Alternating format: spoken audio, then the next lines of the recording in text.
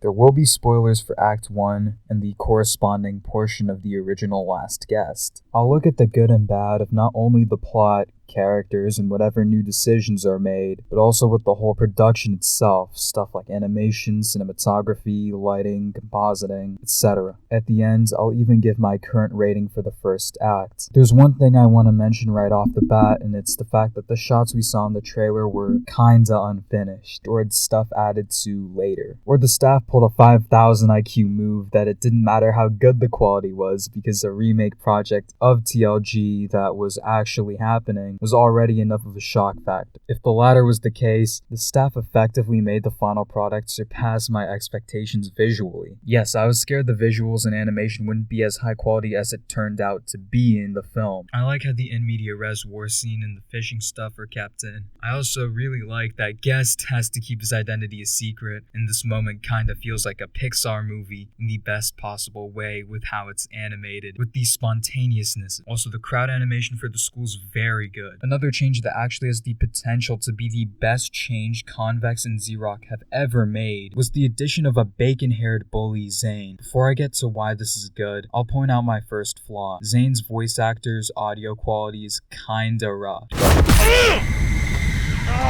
Damn it! Oh my god.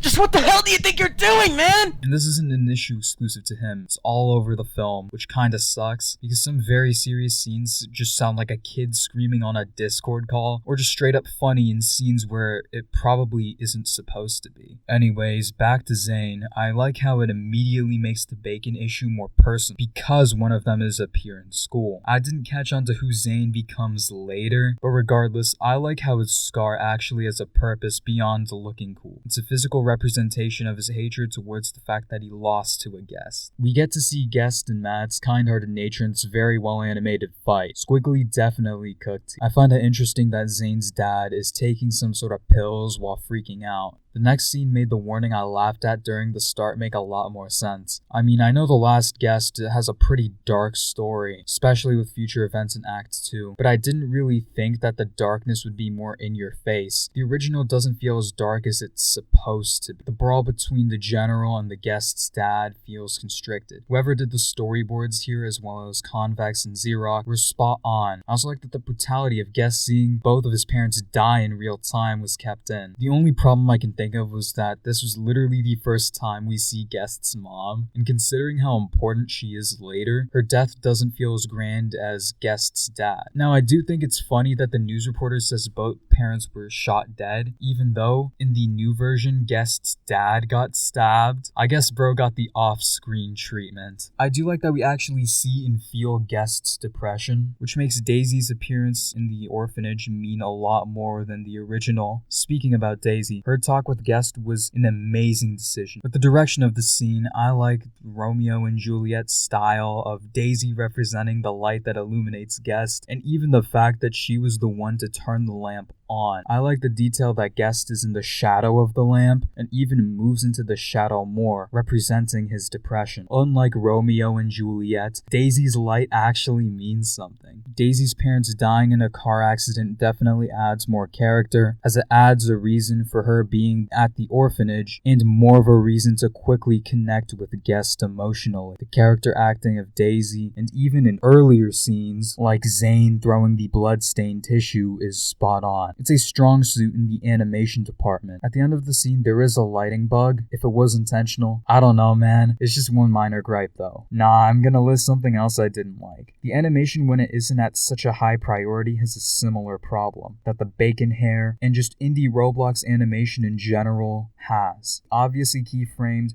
robotic motion due to Moon Animator being garbage. This isn't a big issue, but when it does pop up, it is kinda jarring regardless. Like this scene in specific just looks really awkward despite this animator being very talented. I really like that they kept the closet scene. I know Oblivious had the cheekiest giggle when coming up with the original scene. Am I really just gonna say I really like all the time? I find that Guest pushing down the general himself to get caught caught by the police is very fulfilling for Guest's character. It's a way for him to show his emotional strength without having a kid throw hands at a grown man or adding very unnecessary plot convenience. The references were a little funny, I guess. Fire in the hole! If you've been tracking, I haven't really mentioned Matt yet. He had an interesting scene in the time-lapse where it implies that Matt feels like he's getting left behind, which definitely communicates that subtlety in the original films a lot better. You also see Matt missing the 2-point into a Guest's putback dunk. Do not let the NBA scouts see this, man. The wedding and especially the proposal scene have amazing light and compositing. The lighting team needs to pat themselves on the back.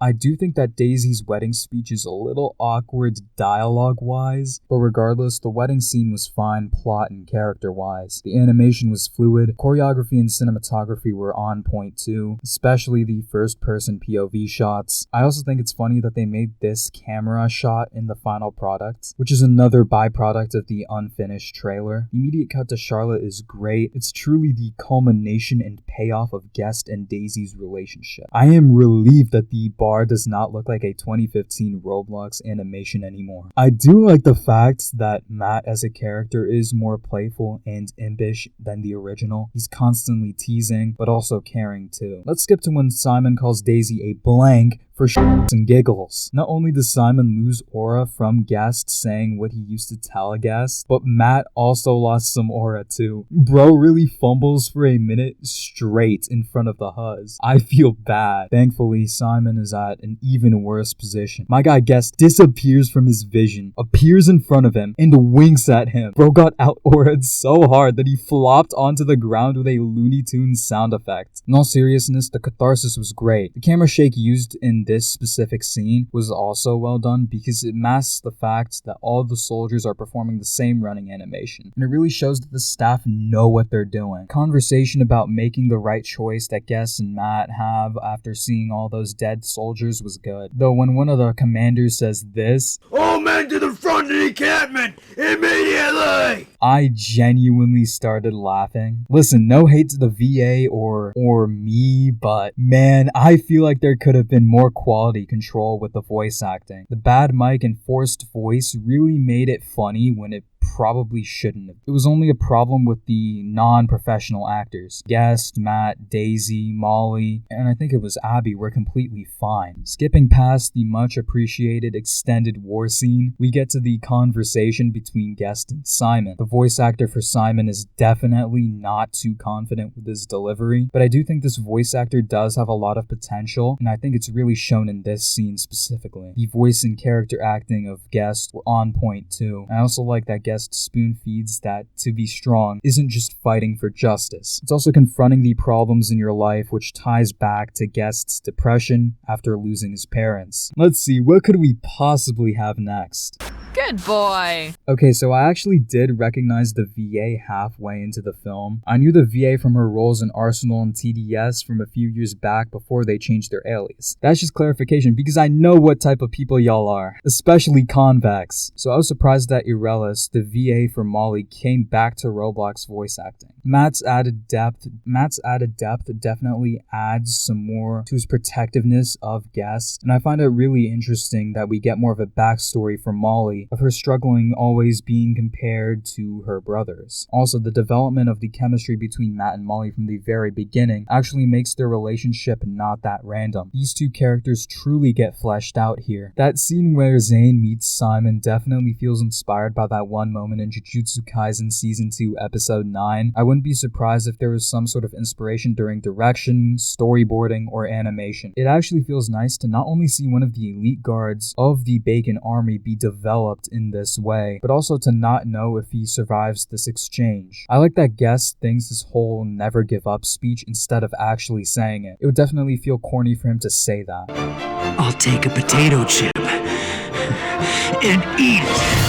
Guest goes on a rampage with great choreography, especially that camera rotation scene. The human shields were diabolical and more realistic for a desperate charge where the man stays alive. Then we get the amazingly animated fight between Guest and the General. It feels close quarters and personal due to this pseudo hand-to-hand with knives and pistols to disarm. When the General stabbed the photo of Daisy and started pummeling the crap out of Guest, it truly makes the audience think it's all over for Guest. When Guest keeps the picture of Daisy and throws a grenade, it hits hard knowing that he still maintained his strength even on the brink of death. After a brilliantly lighted and compositive cataclysm, except for the metal pipe sound effect, it threw me off and almost made me giggle. We see an unknown bacon hair standing over a weakened Guest. We don't know if it's the bacon general secretly being alive or a random bacon hair who's either gonna kill or save him, which is great. The next scene is also great, except for the visuals. Daisy going on her knees looks like one of the stock animations Oblivious used in the original. Some people might think I'm nitpicking or hating because I don't know what it's like to be an animator, but I'm not. I'm aware that animation takes a lot of effort and not every moment is gonna be a 10 out of 10, especially for an indie production. It's just flaws like this should be pointed out so that the team can learn and do better next time. That's how good constructive criticism works. Also, Moon Animator is